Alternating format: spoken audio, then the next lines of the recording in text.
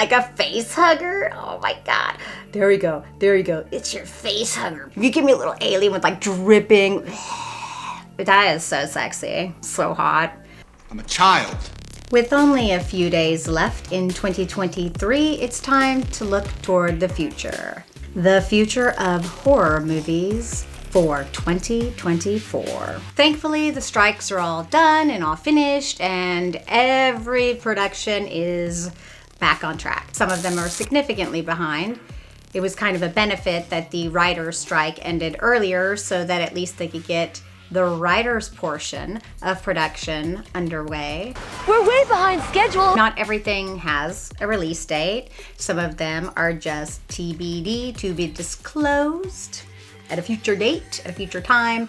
But it's pretty obvious that some of these will, in fact, be released in 2024. There is a pretty diverse list of films so far that have been announced, so that's good. I think there's pretty much something for every horror fan out there. I like the blood and gore, and I like supernatural horror, and there's multiples out there for me. And obviously, there are definitely more horror movies that are going to be released that are not announced or not on the schedule. They just pop up when they pop up. I would love to cover all of the horror movies that we know of that are coming in 2024, but there is a lot of them.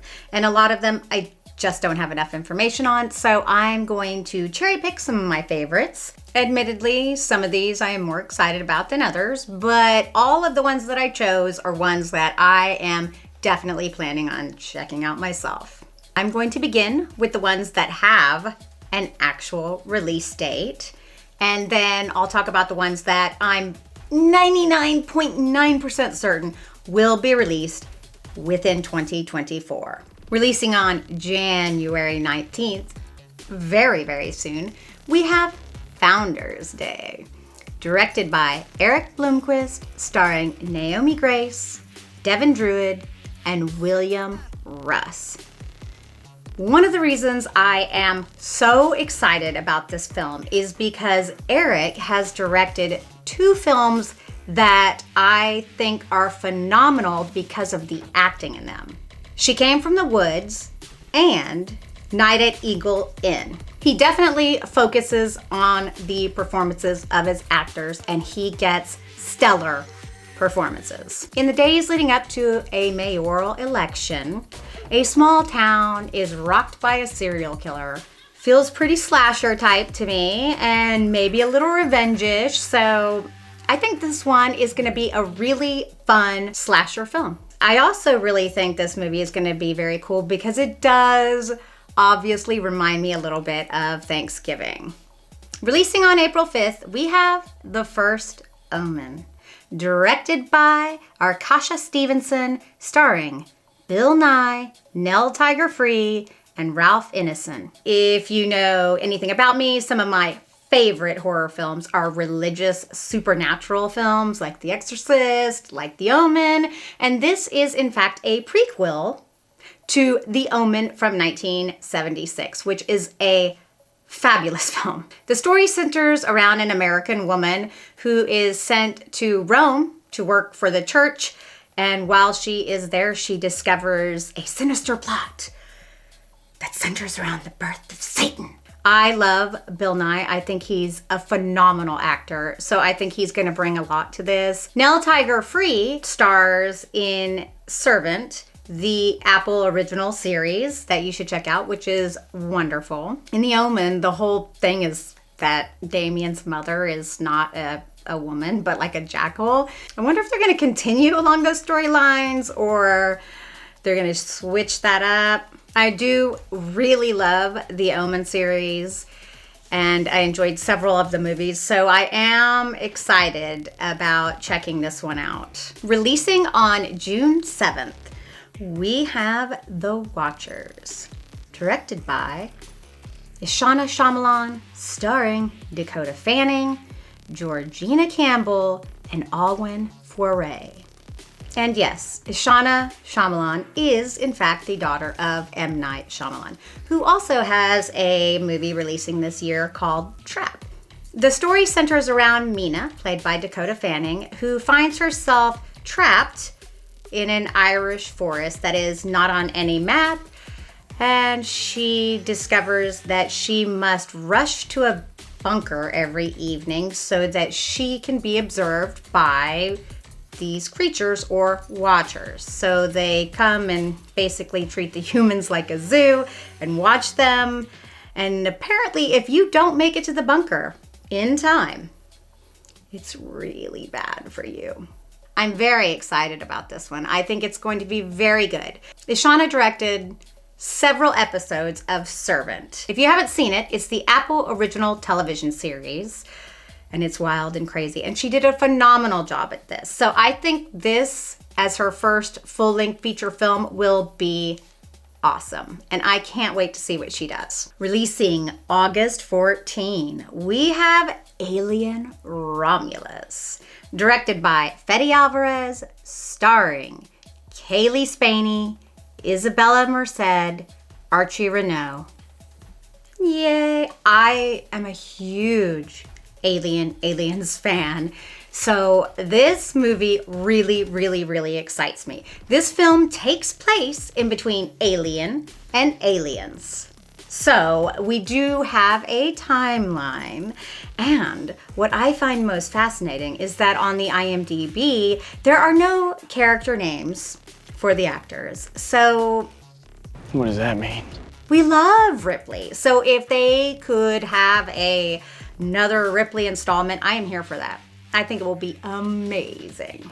I love the Alien franchise. It's such a good collection of quality films.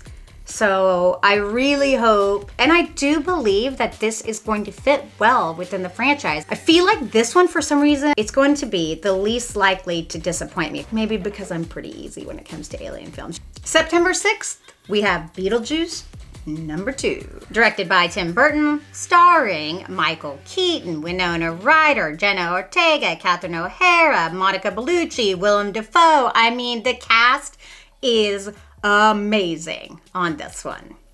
I am a huge Tim Burton fan. I loved Beetlejuice, of course. It's a fantastic film. I actually enjoy pretty much everything that Tim Burton has come out. Doesn't mean that it's a masterpiece, but I've always had a good time. Jenna plays Astrid Dietz, who is Lydia's daughter, who is Winona Ryder's character. And there had been talk in the past about Beetlejuice going to Hawaii or something, and I'm pretty sure that that is no longer happening because I know that filming took place in England, Massachusetts, and Vermont. So I'm thinking that they brought that whole Hawaii thing back. I mean, it is kind of funny, and it makes sense. I think they thought that the Hawaii aspect was so odd against the gothic backdrop, and it is. Maybe they'll have a little nod to Hawaii in there, because that would be very funny. I mean, I think it would be funny to see Michael Keaton as Beetlejuice in like a Hawaiian shirt. I'm pretty easily entertained though. And Monica Bellucci plays Beetlejuice's wife. Oh, what? I can't wait. Coming September 27th, we have Saw 11. I don't actually even know how that's possible, considering they literally just announced it and they gave it a release date. I'm kind of in shock right now because the turnaround time for this is very fast. But because Saw X was such a big success with critics and fans, I guess it makes sense to push out another one really quickly. It concerns me a little bit about the quality of the film, but I have enjoyed most of the Saw films. I love blood and gore. I'm a gore hound, so sorry to those of you who are not. I get it, whatever. Don't judge me for liking gore, just like I won't judge you for not liking gore.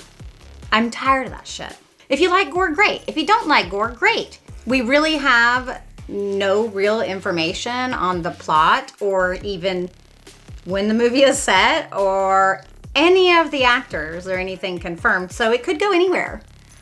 I have said before that I think that it is very possible that they're going to follow Costas Mandalore's character, but I really do hope that they kind of just follow exactly after that one and keep Tobin Bell and Shawnee in this because I love seeing them, as do all the fans. And we can get back to Spiral later because I know that people like that and I do want to see, you know, more of that as well. But now that they're on this Saw X Soul 11 thing, I think this is fun. Let's see where it goes and let's play this out a bit. Coming out October 25th, we actually have 2 movies releasing on this date. The first is Wolfman, directed by Lee Whannell and starring Christopher Abbott. We really have very, very, very little information on this film. Christopher Abbott replaced Ryan Gosling. Okay, that's great. But there is like nothing. How are they gonna have a Wolfman movie coming out in October with no information? Are they done filming? Have they started filming? Who's the rest of the cast? Is it just a one-man show? I doubt that. I just think about the effects of that alone. Oh, that's a lot of work. So I do love Universal Monsters films, and I think this one is probably gonna be very fabulous. I would like to have a little bit more information, but I have high hopes. I think it'll be good. We need more werewolf films. I hope it's a good werewolf film. The second film releasing on October 25th is Terrifier 3, directed by Damien Leone, starring David Howard Thornton, Lauren Lavera, and Elliot Fulham. Oh, and Chris Jericho. I'm sure some of you out there are not fans of the Terrifier franchise. I, however, am a very, very, very big fan of the Terrifier franchise. I think the movies are so much fun. I think the special effects are freaking amazing, and especially because they're practical. I love how people are like, I prefer practical effects. Well, no shit. Everyone prefers practical effects. No one prefers CGI. CGI is used when you don't have the budget to do anything else. I don't love it, but I accept it because I'd rather have more movies. The movie is going to continue to follow Art the Clown as he still amasses more and more people for his army, because that's what it seems like to me, like he's getting. He just keeps kind of collecting people to me. I'm so excited. This one is going to have a shorter runtime than the last one, which was a complaint among people, but okay. And it is set during Christmas, which is wonderful. A nice, beautiful Christmas slasher. I'm very, very excited. I know that Damien said instead of focusing as much on the fantasy elements of Terrifier 2, he's going more full slasher. There has been a lot of controversy regarding Terrifier 3, mainly because of the early release trailer. I honestly don't think what people think is happening is going to happen. We'll just have to wait and see when the film comes out. And I look forward to like seeing more of the story and figuring out what's happening with them and seeing how Lauren's character discovers who she is and how she is what she is, and I think it's very cool. I will 100% see Terrifier 3 as soon as it comes out.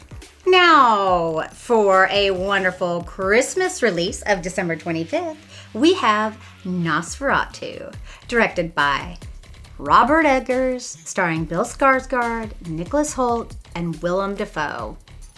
I love old vampire films because they totally embody beautiful gothic tales, and those are my favorite. Dracula and Nosferatu, they're very romantic films, and I think that Robert Eggers could definitely pull off an excellent Nosferatu film. Of course, if you're familiar with the Nosferatu, it's about a vampire who is pretty much crazily in love with the girl, and that's basically it. Obviously, you know, he can't really be with her because, well, he can't be out during the day, and the way he looks. I love Bill Skarsgård, and I think that he is a phenomenal actor, so I think that he could very well make this film a success on his own.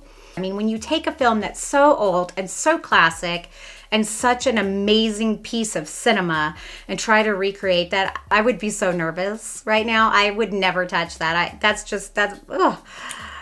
But I'm glad that they're taking a chance. It could wind up being really, really awesome. And one of my favorite movies of the year, for all I know. Now, for our films that do not have release dates yet. But like I said, I am very, very confident that 2024 will be the release date for these films. And actually, I know one of them is completed, so it should be released in 2024. Come on, people. I'm probably more excited for this one than I should be.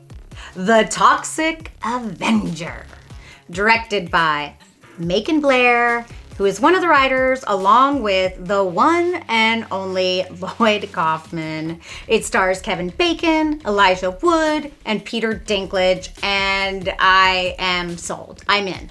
I'm just in based on that. I don't need to know anything else. I am right on top of that film. This film debuted at Fantastic Fest in 2023, September of 2023 to be precise. However, there has been no theatrical release or no release to any streaming service, so it has not technically been released. A toxic event transforms a man into a disfigured creature who basically is a superhero. Yeah, the Toxic Avenger. This is a remake of Troma's original Toxic Avenger from 1984, which was a super low budget action comedy slasher. So this is probably going to be very gory. It does have an R rating. I think it probably shows some nudity because Lloyd Kaufman. That dude is funny. But Kevin Bacon in this movie, I cannot get past Kevin Bacon being in this movie. Now, Elijah Wood is a weirdo, and he's my kind of weird. I mean, he produced The Greasy Strangler. And somehow Kevin Bacon and Elijah Wood share the same last name, so somehow they're related. Oh my gosh, I can't even imagine what sort of trouble and stuff they're gonna get into. I think Peter Dinklage is actually playing the Toxic Avenger, so that's gonna be super fun. Just really interested to see, though, if they're going to release it at the theaters or if it's just going to be on a streaming service. I love seeing things on streaming services. It's really hard for me to go to the movies because I don't like to be around people. I do it because I get the experience and I understand why people enjoy the experience, but there's a reason why I bought a massive TV. I'm totally gonna get shitty comments from this. I mean, it's XXX because it's like porn. No shit.